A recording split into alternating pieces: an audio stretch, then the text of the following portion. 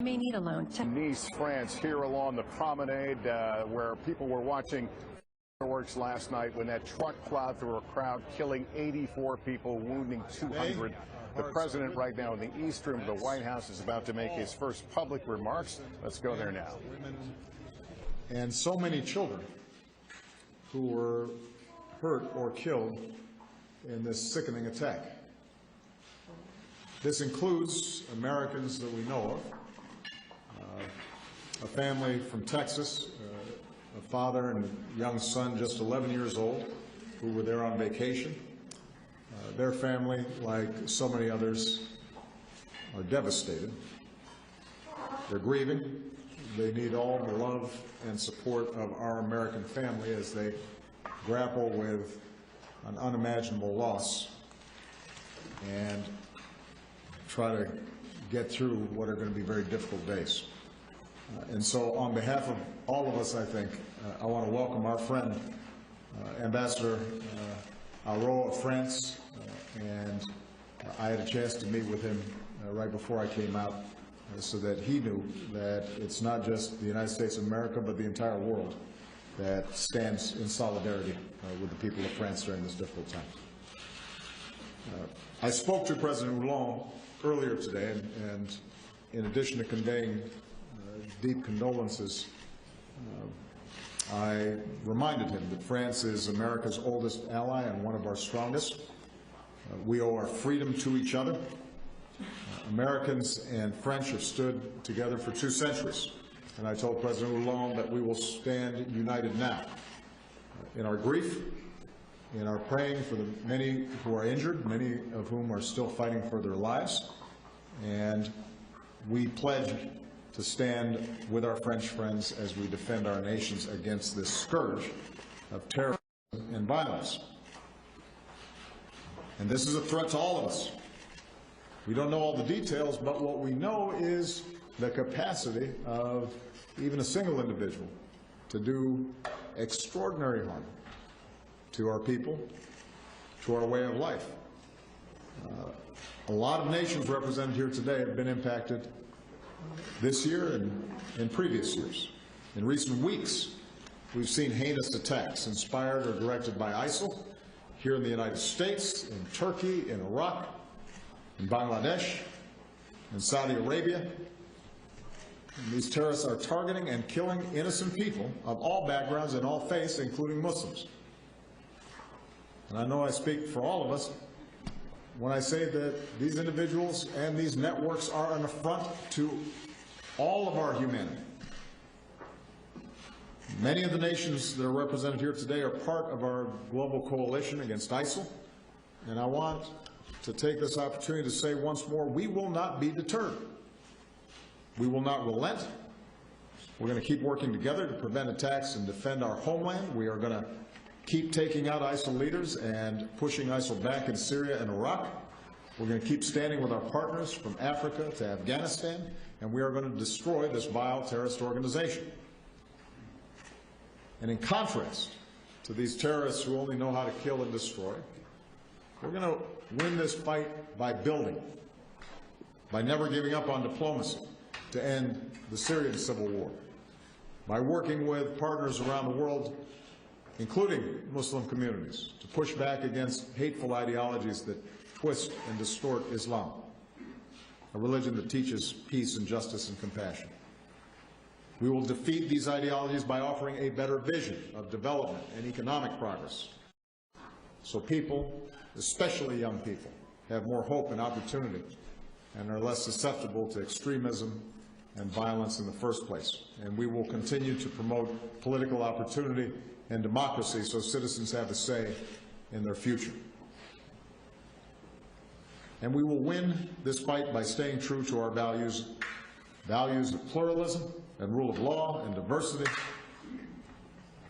and freedoms like the freedom of religion, freedom of speech and assembly, the very freedoms that the people of Nice were celebrating last night on Bastille Day.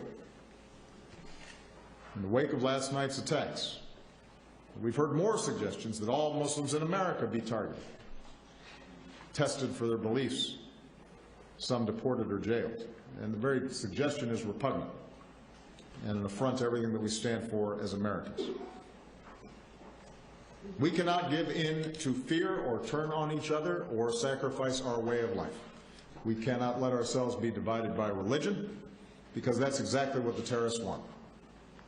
We should never do their work for them. And here in the United States, our freedoms, including freedom of religion, help keep us strong and safe, and we have to be vigilant and defend our security and our freedoms. And all of us, whatever nations we represent here, I think have to step back and reflect on what we are doing to eliminate this kind of chronic violence. It's been a difficult several weeks here in the United States, but the divide that exists is not between races and ethnicities and religions. It is between people who recognize the common humanity of all people and are willing to build institutions that promote that common humanity, and those who do not. Those who would suggest that somebody is less than them because of their tribe or their ethnicity or their faith or their color. And those impulses exist in all our countries. And those impulses, when we do not speak out against them and build strong institutions to protect people from those impulses, they can take over. They can be unleashed, so that all of us have responsibilities, not just a few. I want to say that even as we are relentless against terrorists, it's also worthy for us to recognize that our nations have worked together for security and peace and human dignity around the world. I want to thank so many of your countries for the partnership that we've forged, the progress that we've achieved together over these past 8 years in rescuing the global economy and securing vulnerable nuclear materials, a comprehensive deal to prevent Iran from obtaining a nuclear weapon, halting the spread of Ebola and thereby saving countless lives. In Paris, the most ambitious agreement in history to fight climate change, a new sustainable development set of goals to end extreme poverty and promote health and education and equality for all people, including women. And through the efforts of many of you, we've continued to try to move beyond conflicts, supporting the transition to democracy in Burma, forging a new partnership in Vietnam, deepening our new chapter of engagement with the Cuban people, helping to support the efforts in Colombia to end the decades-long conflict. That's the power of diplomacy. That's what's possible when our nations and our peoples work together in the spirit of mutual interest and mutual respect. And what a contrast to the death and nihilism that terrorists offer. What a powerful reminder of the progress and opportunity and hope that we can advance when, as nations and as peoples and as individuals, we refuse to be defined by our differences alone, and we remember that we are all part of one human race. Even on difficult days like this, that's what gives me hope, and that's what should give us all hope. Because on this planet of more than 7 billion people, the hatred and the violence of a few ultimately is no match for the love and decency and hard work of people of goodwill and compassion, so long as we stand up for those values, and so long as we answer those who would undermine those values. I'm very proud of the work that we've done over these last 7.5 years in partnership with your countries, and so long as I have the privilege of being the President of the United States, I will continue to stand alongside you to promote those values all across the world. Thank you very much, everybody.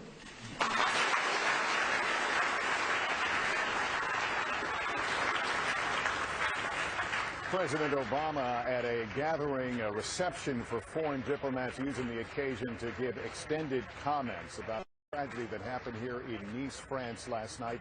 84 people killed when a man driving a truck swerved out of the promenade where people had been gathered to watch fireworks on Bastille Day, a day of celebration, as the president pointed out, of liberty and freedom. 202 people are still hospitalized.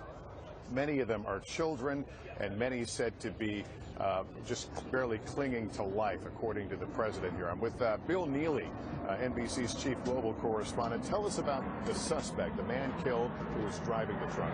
Actually, I've spoken to several people here who saw him. One man tried to stop him.